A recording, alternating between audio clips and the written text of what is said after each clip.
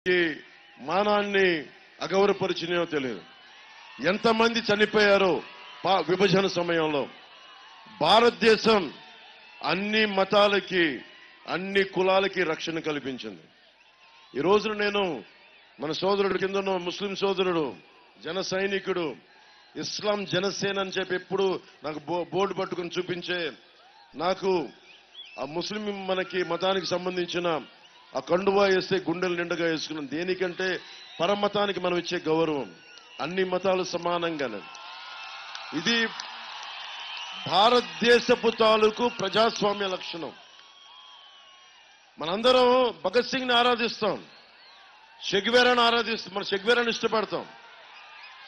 కానీ ఒక rowdy MLA ఉంటే భయపడతాం మనం.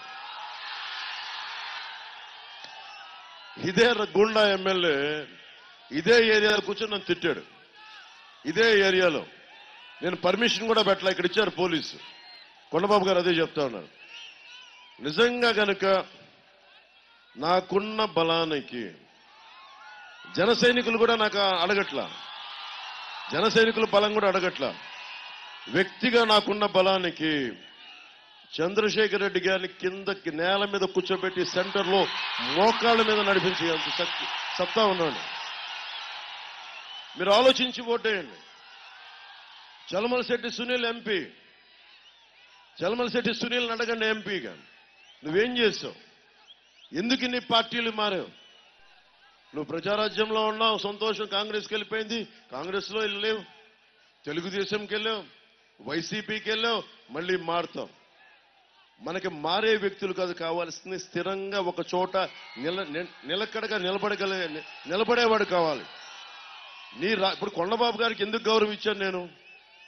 అరే, ఒక పార్టీని నమ్ముకుంటే తెలుగుదేశం పార్టీయా నా పార్టీ అని కాదు, ఒక సిద్ధాంతాన్ని ఒక పార్టీని నమ్ముకుంటే దశాబ్దాలుగా నిలబడిపోయాడు ఆయన, అందుకు గౌరవం. అరే, ఊసర వెళ్ళేలాగా క్షణంకో పార్టీ మార్చేవాడు కుదరదు ఇక్కడ.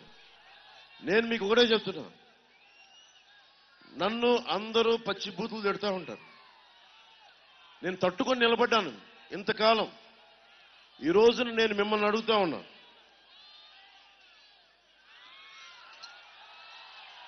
ఈరోజు నేను మిమ్మల్ని అడుగుతా ఉన్నా, మీరు గనుక మేల్కొనకపోతే, మీరు గనుక గాంధీ గారికి దండాలు పెట్టి భగత్ సింగ్ గారికి దండలేసి ఓటు మట్టుకు వైసీపీకి వేస్తే చేజేతులా మీరు గూండా ప్రభుత్వాన్ని తెచ్చుకుంటా ఉన్నారు. నేను 2019లో గొంతు అవిసిపోయేలా అరిచాను. నేను వైఎస్ జగన్ వైసీపీకి ఓటేస్తే భవిష్యత్తుని చంపేస్తాడని, ఆస్తుల్ని మనకి ప్రకృతిని విధ్వంసం చేస్తాడు, యువతకి నిలబడ్డు అన్ని చెప్పా. నా మాట ఎవరు వినలా. నేనేదో ఒక పిచ్చి ఐడియాలజీతో మాట్లాడుతాను అనుకున్నారు. నాకు చిరాకు. నాకేమో చదువు మహాత్మా గాంధీ గురించి చెప్పి, నేతాజీ గురించి చెప్పి, భగత్ సింగ్ గురించి చెప్పి నన్ను వెళ్ళి ఒక గూండా ముఖ్యమంత్రి కింద పని నేను ఉండమంటే నేను ఉండలేను. నేను చాలా మంది లొంగిపోతారు, సగటు మనిషి లొంగిపోతాడు. నేను పెద్ద జీవితాల నుంచి రాలా. మా నాన్న ప్రభుత్వ ఉద్యోగి మా నాన్న. మా పెదనాన్న ఇదే కాకినాడలో ఒక పోస్టల్ ఆఫీస్లో పోస్ట్ మాస్టర్గా పనిచేశాడు మా పెదనాన్న సత్యనారాయణ గారని. అలాంటి కుటుంబాల నుంచి వచ్చాను. కానీ నాకు గుండెల నిండా సమాజాన్ని కాపాడుకోవాలి, ధర్మానికి నిలబడాలి అన్న ఒక పిచ్చి ఆకాంక్ష. అరే, గాంధీ గారిని చదువుకున్నాం, భగత్ సింగ్ ని గుండెల్లో పెట్టుకున్నాం. అలాంటి నేను కూడా గుండాలకు భయపడితే ఎట్లా? క్రిమినల్స్ రాజ్యాలు వెళితే ఇలాగే ఉంటుంది. మన కాకినాడ పార్లమెంట్ లాగే ఉంటుంది. క్రిమినల్స్ రాజ్యాలు వెళితే బెదిరిస్తారు. జగన్ మాట్లాడొచ్చు, అన్ని మాట్లాడతారు జగన్. కానీ 30,000 మంది ఆడబిడ్డలమ్మ, మిమ్మల్ని అడుగుతున్నా, నా ముందు ఇంతమంది ఆడపిల్లలు ఉన్నారు.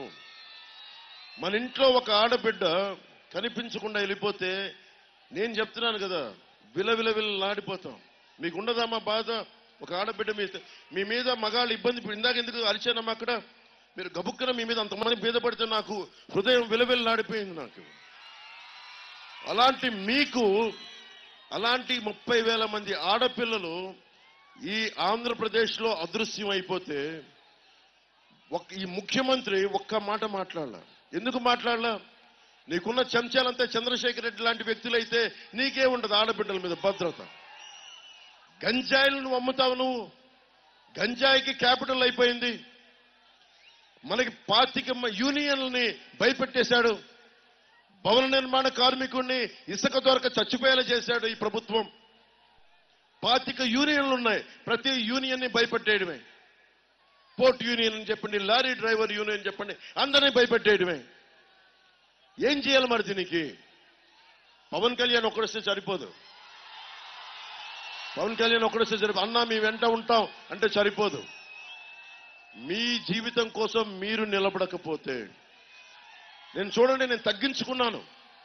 ఎవరన్నా ఇంత జనబలాన్ని చూసి ఏమనుకుంటారు? నేను ఎదగాలని కోరుకుంటాడు. నేను తగ్గి కొండబాబు గారికి ఇక్కడ నిలబెట్టేలా చేస్తాం మేము. దేనికి అంటే ఈ నేల నా మాతృభూమి, ఇది నా ప్రజాస్వామ్యం, ఇది లక్షల మంది చనిపోయారు. ఈ నేలని నేను కూడా కాపాడుకోకపోతే ఇంకెవడు కాపాడుకుంటాడని ఒక బాధ, ఆవేదన నన్ను ఇక్కడ తీసుకొచ్చేలా చేస్తుంది.